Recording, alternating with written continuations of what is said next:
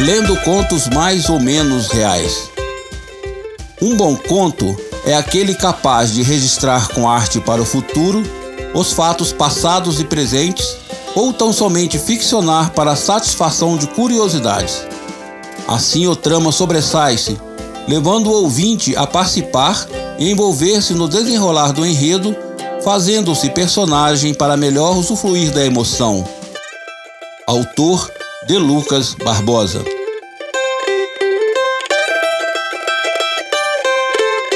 Cadeira de rodas. Como sempre, pontualmente, às 8 horas da manhã, ele estava em frente ao clube na cidade.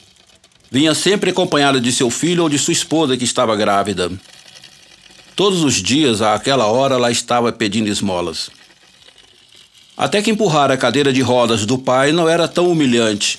Eles viviam daquilo. E ainda não tinha idade para arrumar um emprego.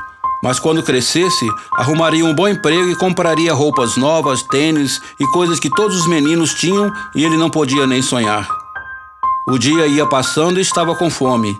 Deixou o pai sozinho e foi até o bar na esquina arrumar alguma coisa para comer.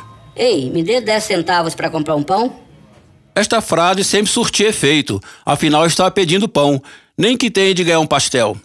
E sempre aparecia alguém que dava e comia seu pastel satisfeito.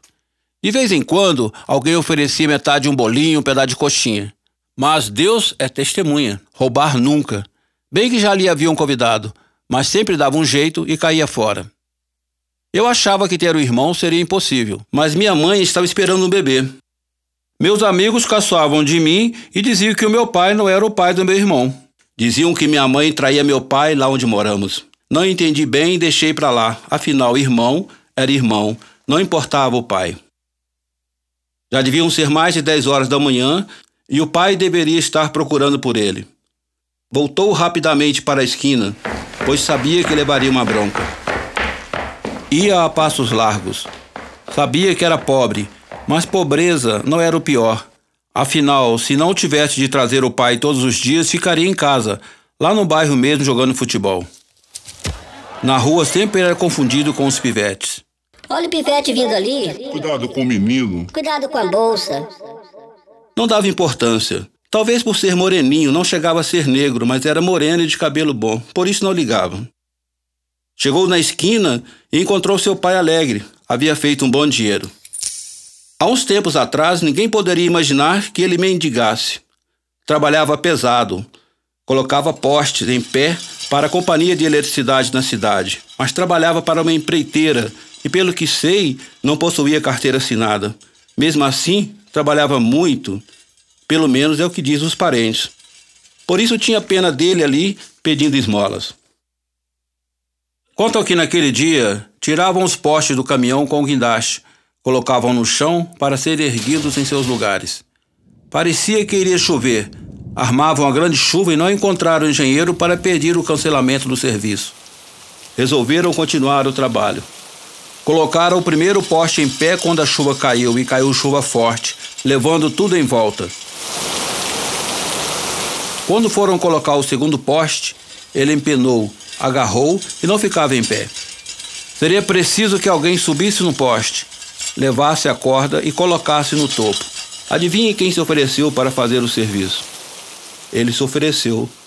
Subiu, amarrou a primeira corda e quando foi amarrar a segunda, a chuva engrossou e ele foi escorregando. O poste foi empenando, foi ficando cada vez mais inclinado e caiu no chão. Meu pai caiu puxado pelo poste, pois estava amarrado pelo cinto de segurança que o puxou para o chão. Por sorte, não ficou debaixo do poste. Às vezes me pergunto se não teria sido melhor se tivesse morrido, pois assim não teria de ficar mendigando na rua.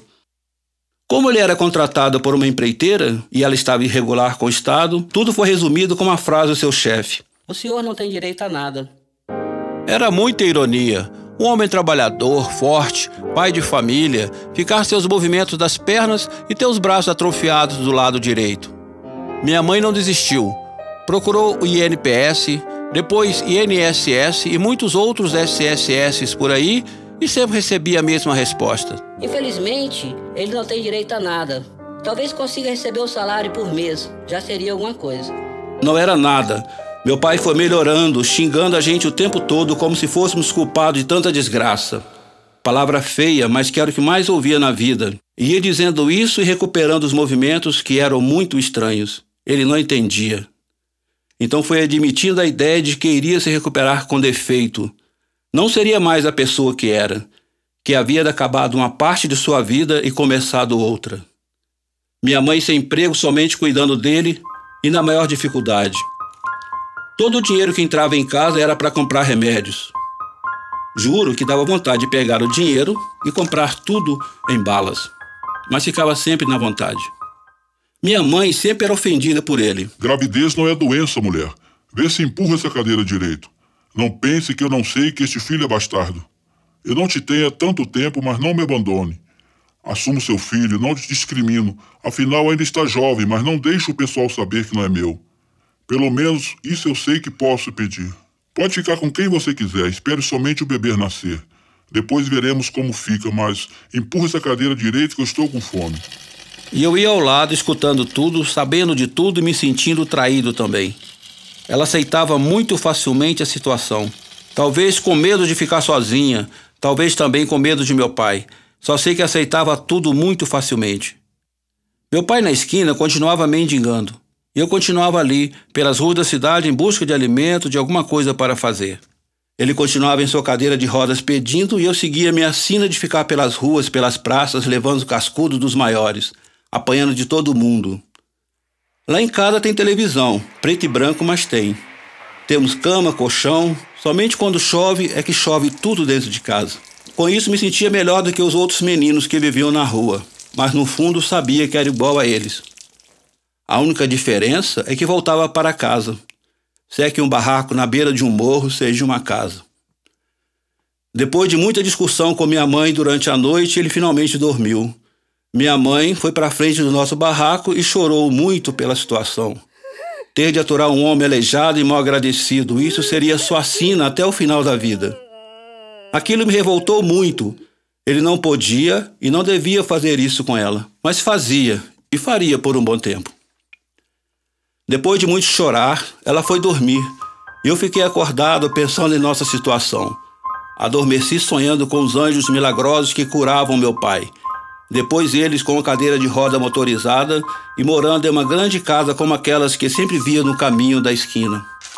E a noite passou e ele não sentiu. Acordou com seu pai chamando. Acorda, moleque. Já são 6 horas da manhã e temos de ir para a esquina.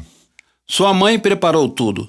A cadeira de rodas, a roupa velha para vestir, pegou a cadeira e a colocou na porta da casa. Colocou meu pai em cima e começamos nossa descida. A rua era de terra e a cadeira passava bem, mas ele xingava a si mesmo. Se balançava muito, xingava. Tudo era motivo para xingos. E a coisa era tão corriqueira que se tornou normal. Eu já não me ofendia mais. Eu queria mesmo era estar soltando raia com os outros meninos, mas tinha de cumprir minha obrigação. Depois de nossa rua de terra, chegamos aos paralelepípedos. A cadeira pulava muito e o velho xingava. Tinha de segurar bem, senão descia rua abaixo. Depois dessa parte da rua, onde andávamos paralelos ao muro do cemitério municipal, chegamos em uma rua asfaltada. Meu pai, nessa hora, sempre dizia: Cuidado, seu desastrado. Segura bem aí, senão me desborracho lá embaixo. Até que não seria má ideia. A cadeira tomava cada vez mais velocidade e ele xingava: Segura, menino. Devagar, vai devagar. Segura, menino. A ladeira aumentava e eu mantinha sempre a cadeira próxima à calçada. Todos os dias passava ali, já conhecia o caminho e sabia que nada poderia acontecer.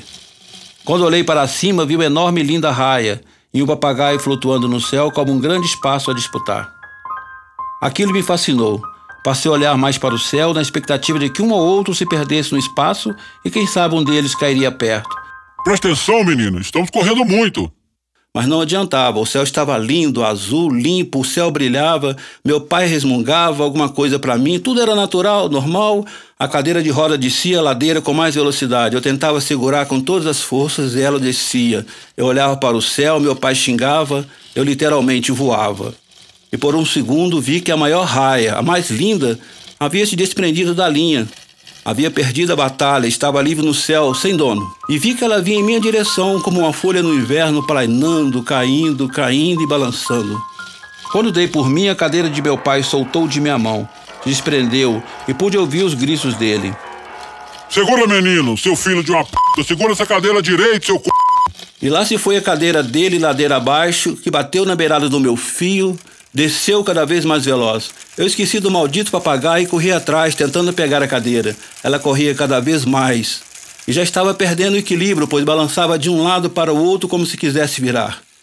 Ele gritava, e eu podia ouvir. Segura, menino, seu c***, filho da p***. Socorro, alguém me ajude. E a cadeira ganhava velocidade, descia o morro. Foi descendo e eu vi a curva que naturalmente ele não faria. Deveria virar para a direita, jogar para o lado, senão ele se esborracharia na mureta lá embaixo. A cadeira virou para um lado e foi lixando o asfalto novo da rua até que parou completamente. Meu pai se agarrou na roda de um dos lados com toda a sua força e ficou lá. Eu fui descendo o morro correndo, rezando, pedindo perdão pelo que havia feito. Não foi de propósito. Até que havia passado pela sua cabeça tal situação, mas lá no seu íntimo não desejaria aquilo a ninguém, muito menos a seu pai. Corri mais que pude, já haviam se juntado muitas pessoas querendo notícias do aleijadinho que desceu a ladeira sem freio.